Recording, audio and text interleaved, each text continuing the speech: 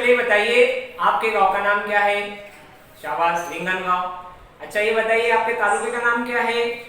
Very good, Erandol. आपके तालुका नाम एरंडोल है, शाबाश। आपके जिले का नाम क्या है भाई? जिला जलगांव, शाबाश। अच्छा ये बात बताइए मुझे कि हमारी रियासत का नाम क्या है? हमारी रियासत का नाम रियासत महाराष्ट्र है, वेरी गुड।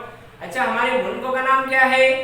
हमारे मुल्कों का नाम है भारत। अच्छा हमारा भारत मुल्क कब आजाद हुआ भाई? हमारा भारत मुल्क कब आजाद हुआ? 15 अगस्त 1947 को आजाद हुआ, वेरी गुड। अच्छा एक सवाल पूछता हूँ प्यारे बच्चों आपसे कि यौम जमहूरी हम क्यों मनाते हैं, जिसको हम 26 जनवरी कहते हैं?